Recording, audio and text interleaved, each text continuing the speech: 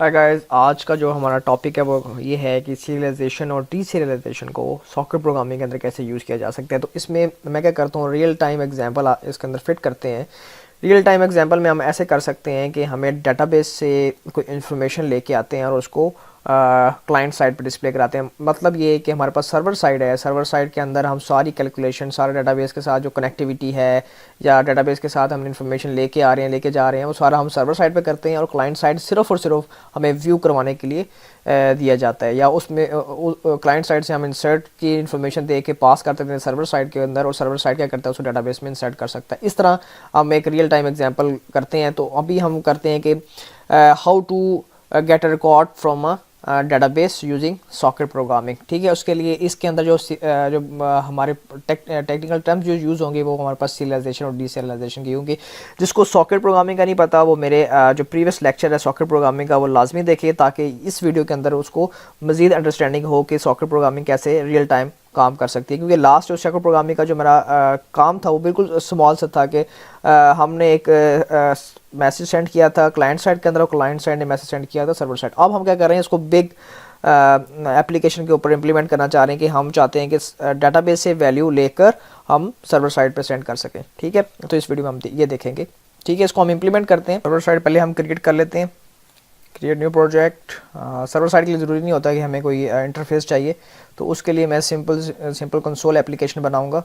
तो C sharp यहाँ से console app dot net framework. ठीक है, सर्वर साइड डेटाबेस, और इसको मैं पाथ में सेव करवा लेता हूँ।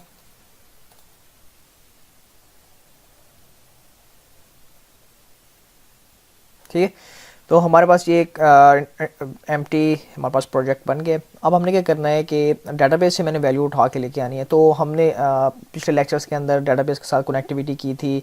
ठीक है, डेटाबेस का प्रोजेक्ट बनाया था और डेटाबेस भी हमने क्रिएट किया था। तो उसी सिंपल डेटाबेस को हम लेके चलते हैं, that is called employ DB. ठीक है, इसके अंदर हमने एम्प्लॉय का टेबल बनाया था और उसके अंदर सर्टन हमारे पास क्या थे, कॉलम्स थे। ठीक है, अब देख लेते हैं इसके अंदर कोई डाटा पड़ा हुआ है या नहीं। Let's see. ठीक है, हमारे पास कुछ रिकॉर्ड्स पड़े हुए हैं। ठीक है, तो हम इसी को यूज़ कर लेते हैं। अच्छा जी, अब मैं जाता हूँ इधर दोबारा वापस। अच्छा, अब हमने क्या करना है, अब आप कह रहे होंगे यार डेटाबेस के साथ कनेक्टिविटी करनी है तो उसके लिए हमें एक्सेस लेयर बनानी पड़ेगी, दोबारा से सारी क्लास और दोबारा फंक्शन बनाने पड़ेंगे। नहीं, आप अगर आपने ये काम पहले कर चुके हैं, ठीक है, तो आपने क्या करना है, उस प्रोजेक्ट को इसके अंदर इंक्लूड करना है। कैसे करना है वो भी आप इस वीडियो में देख सकते हैं। लाइक फॉर एग्जांपल कि मैंने ये काम पहले किया हुआ है। देखें, ये लेसन 14 में CMS और ये डाटा एक्सेस लेयर पड़ी हुई है। देखते हैं इसमें जो एंटिटीज़ हैं वो कौन सी अप्लाई की है। तो ये जो डाटा एक्सेस लेयर का जो ऑब्जेक्ट है और प्रोजेक्ट है, ये हमारे लिए फ़ायदेमंद हो सकता है। इसको मैं यहाँ से कॉपी करता हूँ और जो हमारा प्रोजेक्ट जो मैंने बनाया था सर्वर साइड डेटाबेस, ठीक है, यहाँ आके मैं सॉरी यहाँ पे पेस्ट कर देते हैं डाटा एक्सेस लेयर। ठीक है, दोनों प्रोजेक्ट के फोल्डर्स एक साथ होने चाहिए। अब क्या करना है, इस डाटा एक्सेस लेयर जो प्रोजेक्ट है इसको मैंने इंक्लूड करना है अपने प्रोजेक्ट के अंदर। तो क्या करूँगा, सर्वर साइड जो प्रोजेक्ट नेम है इस पर राइट क्लिक करूँगा। तो इसमें हम क्या कर सकते हैं, डिफरेंट फॉर्म्स वगैरह ऐड कर सकते हैं। अगर हमने प्रोजेक्ट को ऐड करना हो तो हमें सोल्यूशन पर राइट क्लिक करना पड़ेगा, ऐड एग्जिस्टिंग प्रोजेक्ट। जब एग्जिस्टिंग प्रोजेक्ट है वो कह रहा है कि नंबर ऑफ फोल्डर खोल देगा जहाँ पे आपने प्रोजेक्ट्स देखा हुआ है। तो आपका प्रोजेक्ट कहाँ पड़ा हुआ है, इस वाले फोल्डर में पड़ा हुआ है। आप कॉपी करेंगे, पाथ यहाँ पेस्ट करें। ठीक है, ये डाटा एक्सेस लेयर आ गया और यहाँ से ये जो इसका प्रोजेक्ट वाली फाइल है उसको इंक्लूड करा लेंगे। तो ये आपके पास देखें जी एंटिटीज और ये ऑपरेशंस। आपको दोबारा से क्लास क्रिएट करने की ज़रूरत नहीं है, आपको दोबारा से फोल्डर बनाने की ज़रूरत नहीं है, दोबारा से प्रोजेक्ट बनाने की ज़रूरत नहीं है। आपने सिर्फ और सिर्फ प्रोजेक्ट को इंक्लूड कराना है और उसको आपने यूज़ करना है। अब क्या करना है, ये प्रोजेक्ट तो इस सोल्यूशन के अंदर ऐड हो गया, लेकिन इस प्रोजेक्ट के अंदर इसका लिंक देना है। तो ऐड रेफरेंस करेंगे। ठीक है जी, क्या ऐड रेफरेंस आपने करना है, प्रोजेक्ट वाला करना है जो कि डाटा एक्सेस लेयर है। ओके, और ये हमारे पास चीज़ें ऐड होगी।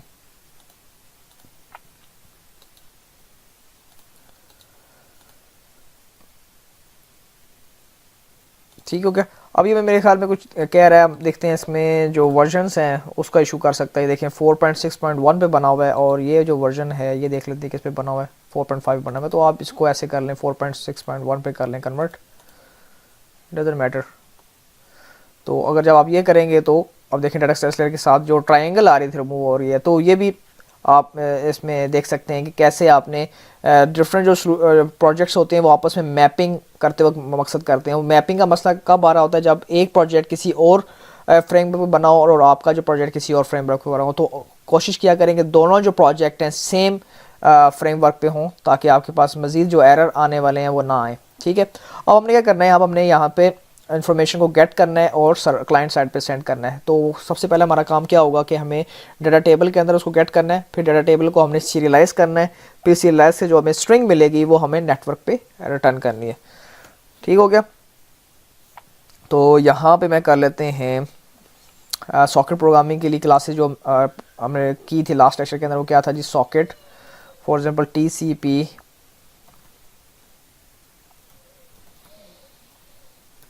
लिसनर,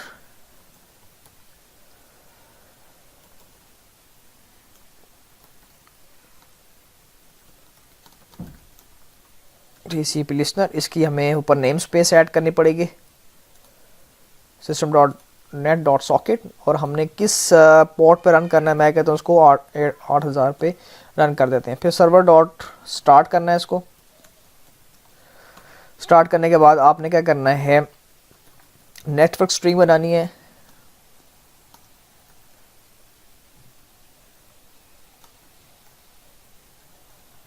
इसके अंदर आपने सर्वर को पास कर दें। मेरे ख्याल में इसको आप कर लें कि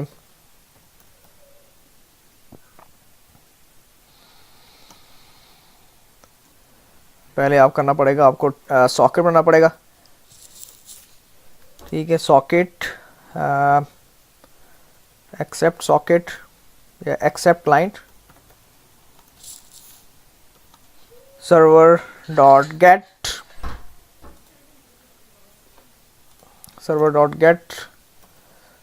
एक्सेप्ट सॉकेट कर लें। ठीक है, फिर उसके बाद आपने क्या जी, if accept client dot connected हैं, तो हम क्या करेंगे, इसमें नेटवर्क स्ट्रीम का ऑब्जेक्ट बनाएंगे और उसके अंदर एक्सेप्ट क्लाइंट कर देंगे। फिर हमें स्ट्रीम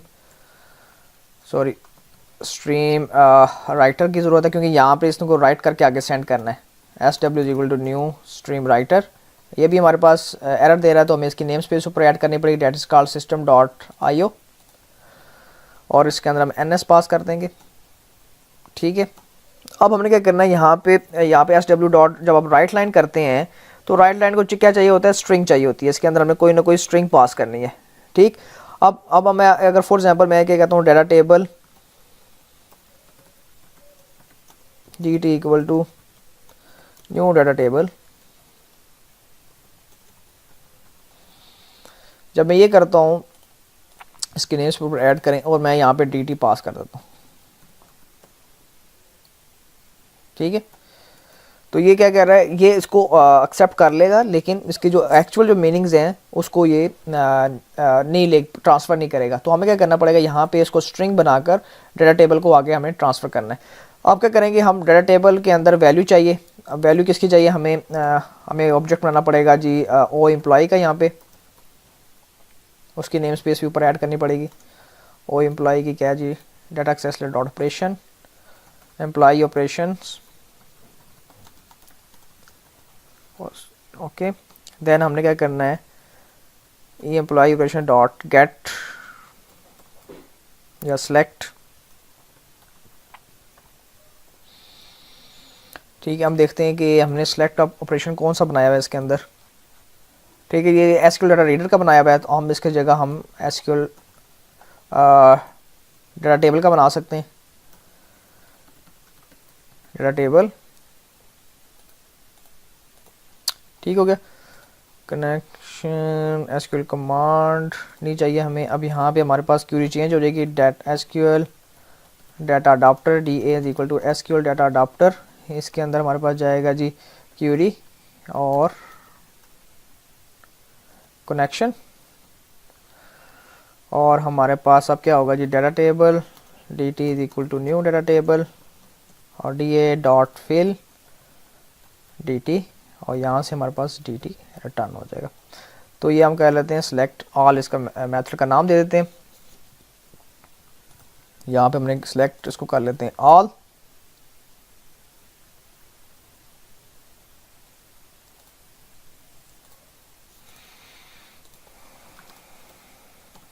सेलेक्ट ऑल कर दिया।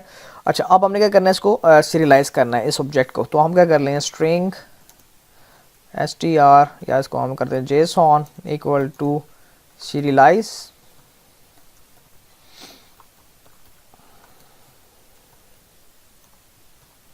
इसके अंदर dt पास कर देते हैं। इसका मतलब यहाँ पे हमें एक ऑब्जेक्ट वो बनाना पड़ेगा, मेथड बनाना पड़ेगा। ये हमने मेथड बना दिया सीरियलाइज का। इस सीरियलाइज की वही सारी चीज़ें इसके अंदर होंगी जो हम अब पिछले लेक्चर्स में सीरियलाइज और डीसीरियलाइज की पढ़ चुके हैं। तो उसके लिए जल्दी जल्दी हम लिख लेते हैं, हमें मेमोरी स्ट्रीम चाहिए, ms equal to new memory stream, और इसके अंदर data contract JSON serializer equal ser equal to new data serializer, और इसको हम ऊपर इंक्लूड कराएंगे तो नहीं होगा। तो इसका मतलब हमें यहाँ पे ऐड रेफरेंस करना है system dot run time dot serialised.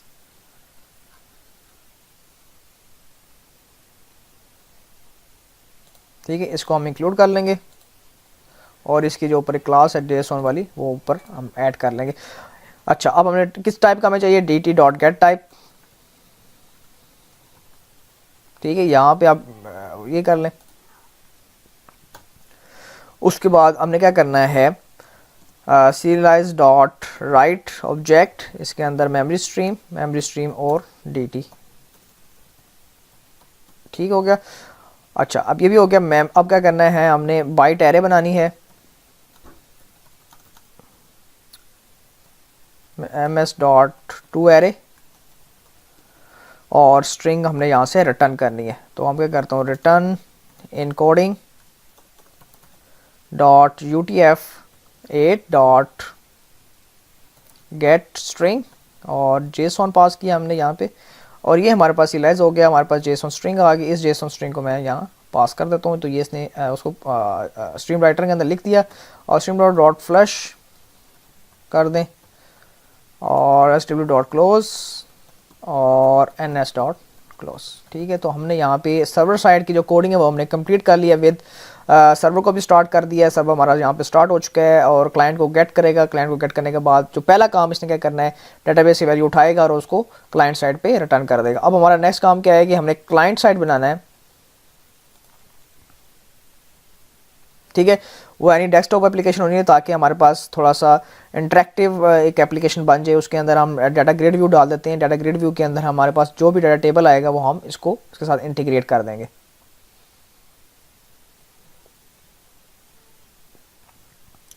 ठीक है जी, विंडोज़ फॉर्म चाहिए हमें C# का, और हम कर देते हैं यहाँ पे क्लाइंट साइड डेटाबेस। इसको भी हम 4.6.1 कर लें, ताकि जो इश्यूज हैं वो ना आए।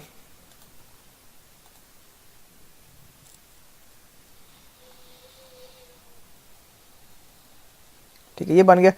अच्छा, अब हमारे पास यहाँ पे हम एक ग्रिड डालते हैं जिसके अंदर सारा डाटा शो हो रहा होगा। डाटा ग्रिड व्यू डाल दिया हमने। तो अब हम क्या कर रहे हैं, इसको डाटा ग्रिड व्यू में इंफॉर्मेशन शो कराएंगे। ठीक है, ये हमारा फॉर्म बन गया। हम चाहते हैं जब फॉर्म लोड हो और ये हमारे पास डाटा ग्रिड व्यू जो है सॉकेट प्रोग्रामिंग से जो वैल्यू आ रही है वो गेट करे, यहाँ पे डिस्प्ले करा दे। तो हम क्या करते हैं, व्यू कोड इसका जो कंस्ट्रक्टर है इसके अंदर जाकर, क्योंकि जब भी फॉर्म लोड होगा कंस्ट्रक्टर तो उसका रन होगा। तो इसके अंदर हम लिख सकते हैं जी बाइंड ग्रिड। ये हमने एक फंक्शन बनाया है।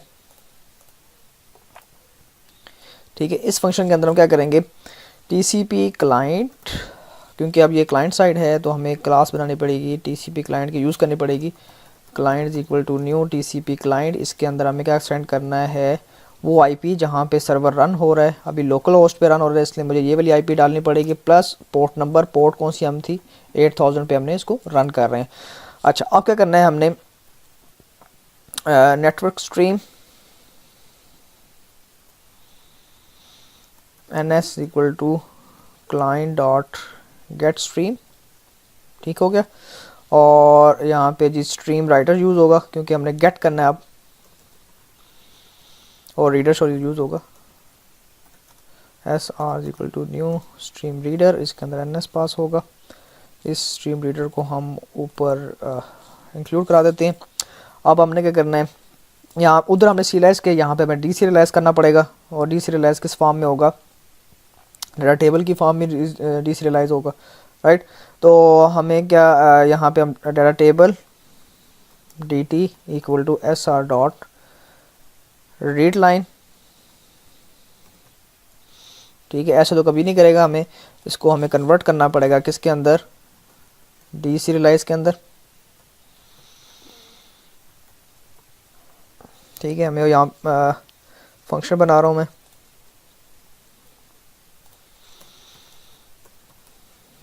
जेसन स्ट्रिंग आई है, ठीक है। वही सारे स्टेप होंगे, memory stream M S equal to new memory stream, ठीक है जी। किस टाइप की आपने स्ट्रिंग बनाई थी वो आपने बतानी है, encoding dot U T F A dot get bytes JSON में से। फिर हमने data contract JSON serializer S E R equal to new serializer. अब इसका भी हमें यहाँ पे रेफरेंस ऐड करना पड़ेगा,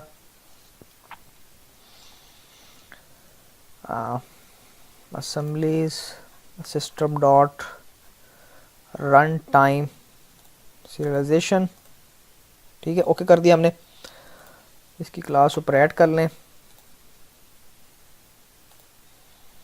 राइट। और सॉरी, इसके अंदर हमें टाइप डालनी पड़ेगी। टाइप क्या है जी, किस टाइप का हमें चाहिए, डेटा टाइप चाहिए, टाइप ऑफ, इसको यहाँ पे कर लेते हैं, data table D T is equal to new data table dt dot get type. और data table sorry dt equal to serialization dot read object M S as data table, ठीक है। और रिटर्न कर दिया हमने यहाँ से dt यहाँ पे ऐड हो गया। और डाटा ग्रिड व्यू के साथ हमने इसको पेंड करा देना है, data source equal to dt, right. तो ये हमारा एक छोटा सा प्रोग्राम है, होपफुली ये चल पड़े, देखते हैं। एक्सेप्शन थ्रो कर सकता है, कोई मसला हो सकता है इसके अंदर इंटरनल। तो हमें सबसे पहले क्या करना पड़ेगा, सर्वर को रन करना पड़ेगा, ताकि सर्वर जब रन हो तो देन हम इसको क्लाइंट साइड के ऊपर देख सकते हैं। तो हम यहाँ पे हम लिख सकते हैं कंसोल डॉट राइट लाइन, ताकि हमें पता चले कि सर्वर स्टार्ट हुआ है कि नहीं हुआ, सर्वर स्टार्टेड, ठीक है। और यहाँ से मैं इसको रन कर रहा हूँ, ठीक है। सर्वर स्टार्टेड, अलाउ एक्सेस, ठीक है। अब हम क्लाइंट साइड को रन करेंगे। क्लाइंट साइड ने डाटाबेस में जो भी वैल्यू पड़ी हुई वो शो करानी चाहिए,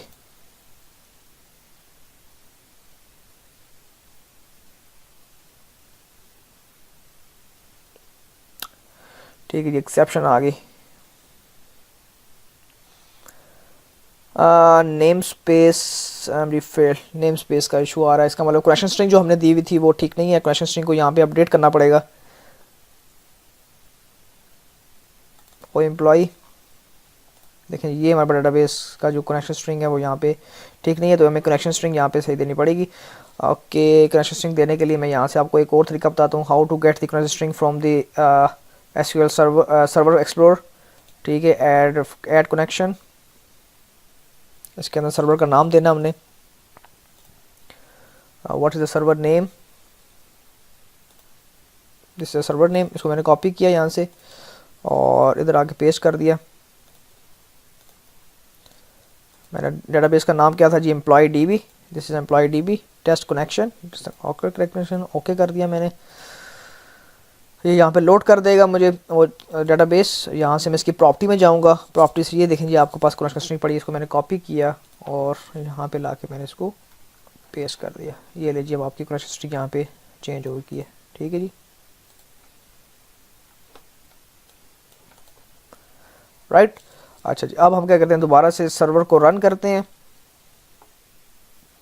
सर्वर स्टार्टेड नाउ, इसको स्टॉप किया हमने, अगेन रन किया है तो क्या कह रहा है, can not serialised the data table name is not set. अच्छा, अब हम पहले जो मैंने लास्ट वीडियोस में कहा था कि कैसे सीरियलाइज़ करना है ऑब्जेक्ट को, तो वो तो सिंपल वे है क्योंकि वो सिंपल क्लास के थ्रू हमने सीरियलाइज़ किया था। ये डाटा टेबल है, ये एक सिस्टम ओरिएंटेड बिल्ट इन एक चीज़ है, बिल्ट इन क्लास है। तो इसके लिए हम क्या करना पड़ेगा, थोड़ी सी एम्बेडमेंट करनी पड़ेगी। डाटा टेबल जो हमारे पास आ रहा है दिस वन,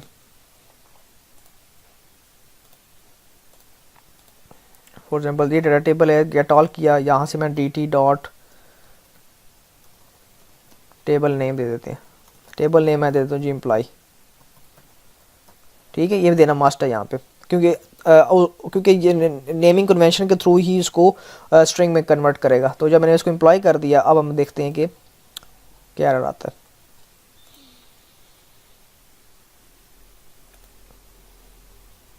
देखिए जी, कोई एरर नहीं आया, सही हो गया। अब आपके पास ये मैंने डाटाबेस के थ्रू डाटाबेस से वैल्यू लेके आए हैं यूजिंग सॉकेट प्रोग्रामिंग। अब देख लें आपके सामने है कि मैंने वहाँ से डाटा टेबल किया, डाटा टेबल को कन्वर्ट किया स्ट्रिंग के अंदर, स्ट्रिंग को मैंने स्ट्रीम पे डाला, स्ट्रीम ने क्या किया, पास कर दिया आगे, फिर उसको कन्वर्ट किया दोबारा डाटा टेबल के अंदर और उसको मैंने ग्रिड के अंदर शो करा दिया। ठीक है, तो इस वीडियो के अंदर हमने देखा कि how to get record from database using socket programming. ठीक है, उसके अंदर जो कॉन्सेप्ट यूज़ हो रहा है सीरियलाइजेशन और डीसीरियलाइजेशन का कॉन्सेप्ट यूज़ हो रहा है, और जो एक्सेप्शंस आ रही हैं, ज़ाहिर बात है अगर मैं उसको वीडियोस में नहीं डालूंगा एक्सेप्शन, तो जब आप घर में इंप्लीमेंट करेंगे तो आपके पास जब एरर आएंगे तो आप कहेंगे यार ये तो उनके पास नहीं आ रहे थे, हमारे पास आ रहे हैं, क्या हमारे पास विजुअल स्टूडियो क्राफ्ट तो नहीं है, क्या ये इशू तो नहीं है, क्या वो इशू तो नहीं है। तो इसलिए मैं यहाँ पे एक्सेप्शन इसलिए यहाँ पे शो करवाता हूँ कि आप भी उस चीज़ को एनालाइज करें और उसको सॉल्व करने की कोशिश करें। मेरा तो एक्सपीरियंस है, इसलिए मुझे पता चल जाता है कौन सी एक्सेप्शन आई है, अभी ये क्या वजह है। विदाउट इंटरनेट को मैं यूज़ करते हुए एक्सेप्शन को बता सकता हूँ, लेकिन आप भी इसको ट्राई करें। एक्सेप्शन जब आए, कोई एरर आए, तो घबराने की ज़रूरत नहीं है, उसको आप सॉल्व करने की कोशिश किया करें। जब भी आप क्वेश्चंस को सॉल्व करेंगे, एक्सेप्शन को सॉल्व करेंगे, आपका जो एक्सपीरियंस है उसके अंदर बहुत बढ़ता जाएगा लैंग्वेज के अंदर। ठीक है, मुझे तो बहुत अच्छा लगता है जब कोई एरर आता है, मैं तो कहता हूँ कि कोई एरर आए ताकि उसको सॉल्व किया जा सके। ठीक है, तो इसके अंदर हमने ये देखा गेट कैसे करते हैं इन्फॉर्मेशन। नेक्स्ट वीडियो के अंदर हम देखेंगे सॉकेट प्रोग्रामिंग के अंदर रहते हुए हम इंसर्ट भी करेंगे और गेट भी करेंगे, वो कैसे करते हैं हम, उसके लिए आपको नेक्स्ट वीडियो का वेट करना पड़ेगा। Thank you for your patience and please like share and subscribe my channel. Thank you so much, see you next video.